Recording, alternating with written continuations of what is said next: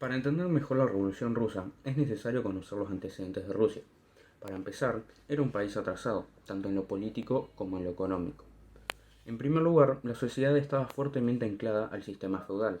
La nobleza, la iglesia y el zar eran los estamentos dominantes, siendo los campesinos, trabajadores y burgueses las clases sociales de menor poder e influencia. Asimismo, Rusia llegó tarde a la revolución industrial. Para principios del siglo XX contaban con muy pocas factorías. Debido a esto, su economía se vio gravemente afectada y era incapaz de competir contra los demás países europeos. Los campesinos representaban el 85% de la población. Estos vivían en pésimas condiciones de vida y no tenían suficiente comida para alimentarse. Es por esto que los campesinos estaban muy disgustados con el gobierno y eran más susceptibles a aceptar las ideas revolucionarias que surgieran en ese momento. Esto fue clave para que Lenin pudiera conseguir el apoyo de las grandes masas para posteriormente tomar el poder. Nicolás II toma muy malas decisiones bélicas. En primer lugar, en 1904, él cree que puede ganar una guerra fácilmente contra Japón.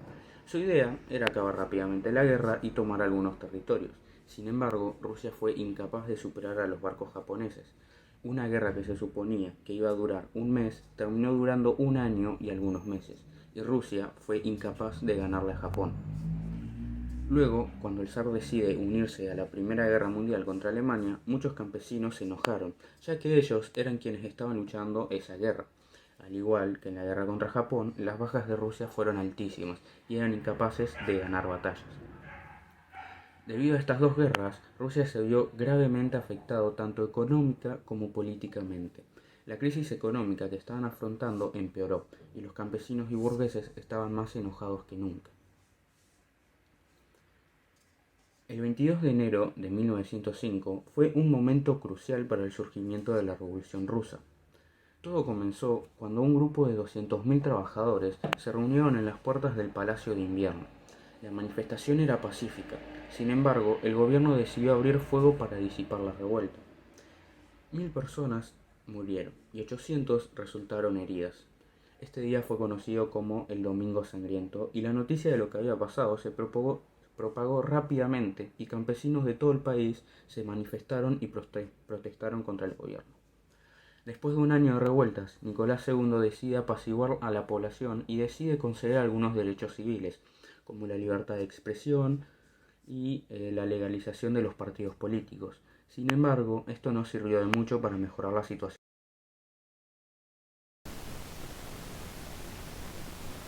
Lenin, del mismo modo que Marx y Engels, tampoco era de origen proletario. Él y su hermano mayor, Sacha, crecieron en la ciudad provinciana de Simbirsk. Su madre era de origen alemán y luterana, y su padre, perteneciente a la pequeña nobleza y administrador de una escuela, era un fiel servidor del zar y de la Iglesia Ortodoxa. En el otoño de 1883, Sacha ingresó en la Escuela de Física y Matemáticas de la Universidad de San Petersburgo. No tardó en distinguirse como un estudiante de brillante futuro en la Universidad Científica. Aunque el hermano mayor de Lenin no era indiferente a los problemas sociales, pensaba que requería un estudio científico profundo más que un discurso apasionado. Sin embargo, participó en 1886 en una manifestación política por la que algunos de sus compañeros fueron expulsados. Sacha se sintió culpable por la suerte de sus camaradas y comenzó a colaborar activamente dentro de un grupo terrorista conectado con un movimiento popular, que se denominaba a sí mismo la Voluntad del Pueblo. Su propósito era asesinar al zar Alejandro III en el 6º aniversario de la muerte de su padre, pero un día antes de la realización del complot, sus integrantes fueron detenidos llevando la bomba que habría de matar al zar y que Sacha había fabricado. Durante el interrogatorio, la policía obtuvo el nombre de todos los conspiradores. Sacha fue apresado y sometido a juicio con 14 camaradas más. Aunque algunos de los condenados salvaron su vida solicitando el perdón del zar, Sacha se negó a hacerlo, cargando incluso con la culpa de sus compañeros. No hay mejor manera de morir que por el bien de la patria, gritó a los jueces. Semejante muerte no representa nada horrible para los hombres sinceros y honestos. Mi vida ha tenido un solo propósito, ayudar al infortunado pueblo ruso.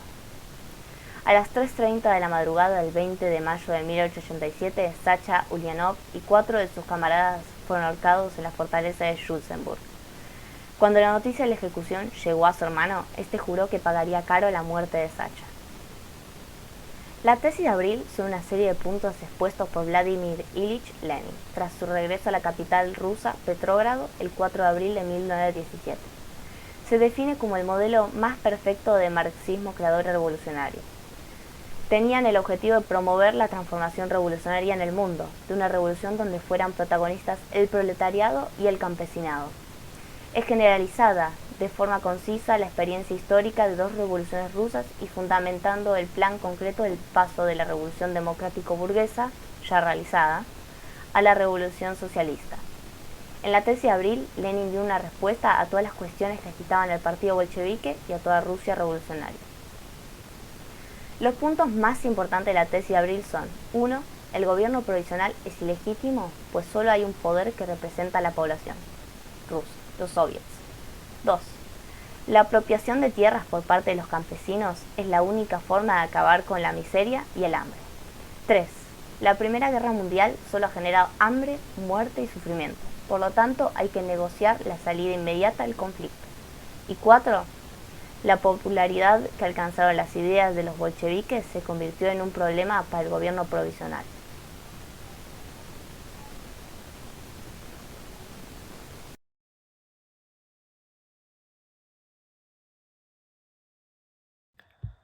La Revolución de Febrero había sido desarrollada tanto por la élite como por el pueblo.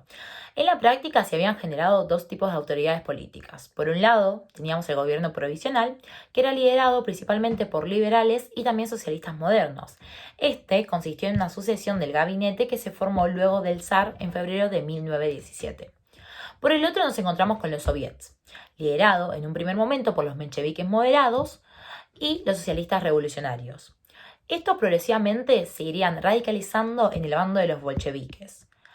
El Comité de la Duma nombró como presidente del gobierno provisorio al príncipe liberal George Love. Este gobierno estaría sometido a la aprobación permanente del otro poder, el de los obreros y los soldados, que estos eran representados por el Soviet. El gobierno provisorio era reconocido por las potencias extranjeras y pretendía consolidar una revolución democrática burguesa, con el apoyo de los obreros de los mencheviques. Cabe destacar que ellos decretaron la libertad de prensa de reunión y además permitieron la entrada de los exiliados políticos. Entre mayo y abril, Lenin y otros dirigentes revolucionarios regresan de su exilio. Para él había llegado el momento de derrocar al gobierno y darle poder a la clase trabajadora a través del partido.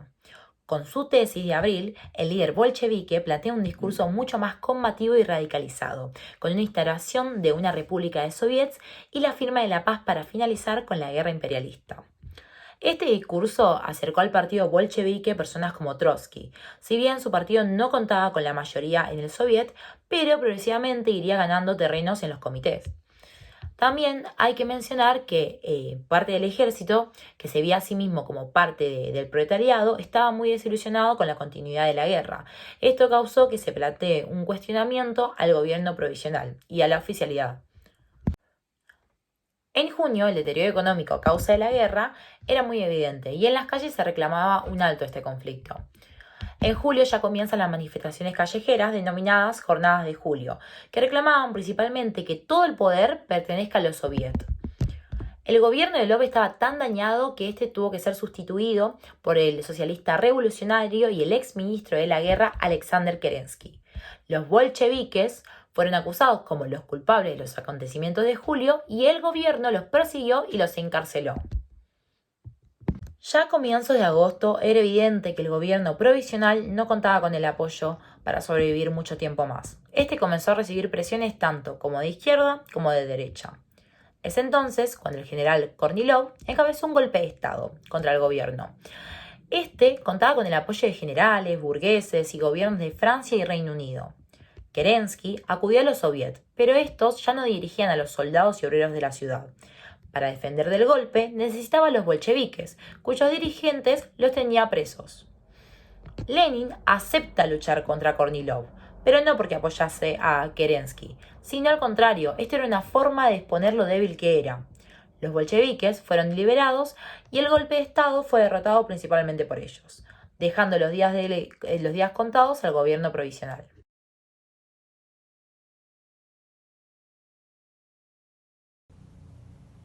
Antes de ver la Revolución de Octubre, vamos a hablar de los dos principales responsables de la misma. En primer lugar, encontramos a Trotsky.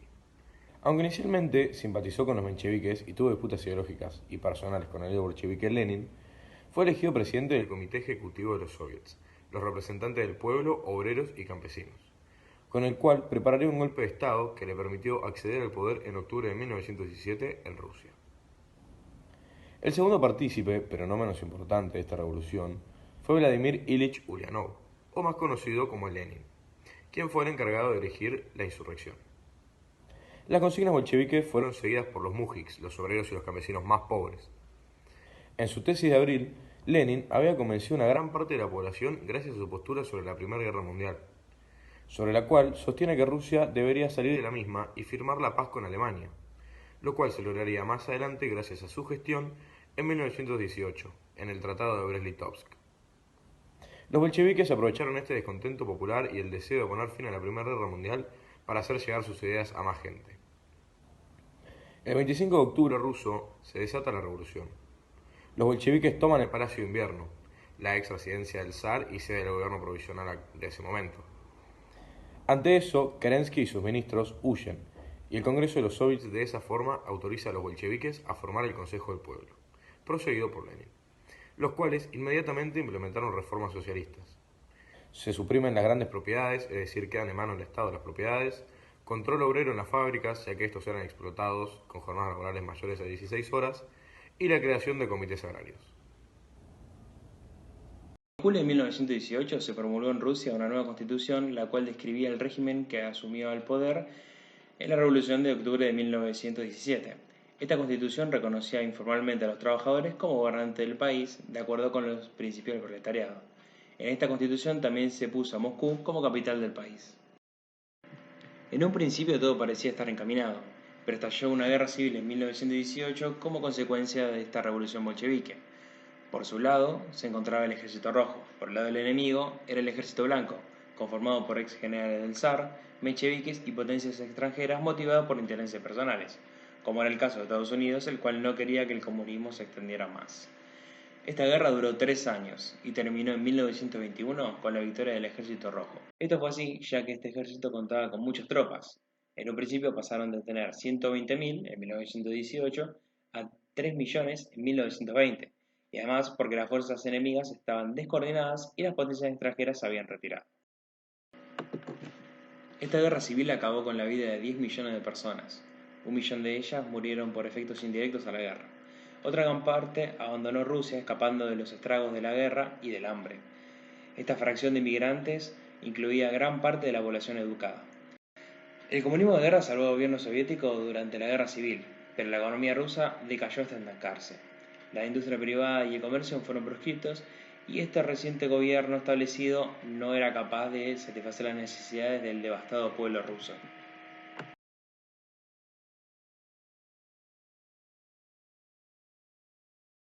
En 1921, luego de una prolongada guerra civil, el país demostraba un panorama desolador. Como solución a esta problemática se propuso el NEP. Esta nueva política económica combinaba medidas socialistas con algunas características propias del libre mercado. En base a esto se legalizó la propiedad privada para los campesinos. Con esto se buscaba conseguir reactivar y elevar la producción agrícola, con la finalidad de aprovisionar las ciudades y contribuir al crecimiento económico de la nación. También se implementó una reforma monetaria, con la cual el rublo se convirtió en una moneda convertible. En el sector de la industria, las pequeñas empresas dejaron de pertenecer al Estado, mientras que las grandes empresas aún pertenecían a él. El NEP permitió restaurar rápidamente la economía nacional y la economía destruida por la Primera Guerra Mundial y la Guerra Civil, pero no resolvió los problemas de desarrollo acelerado, a causa de la transformación de un país campesino en industrial. Finalmente, podemos decir que como resultado se obtuvo un capitalismo de Estado.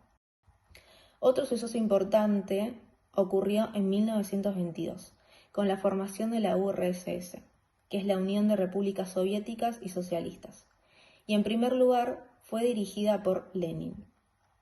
En 1924 muere Lenin y se generó una disputa de quién sería su sucesor. Finalmente asume Stalin, a pesar de un panorama donde no se esperaba este resultado. Él impuso un gobierno totalitario, donde también existió una industrialización a gran escala y una economía centralizada.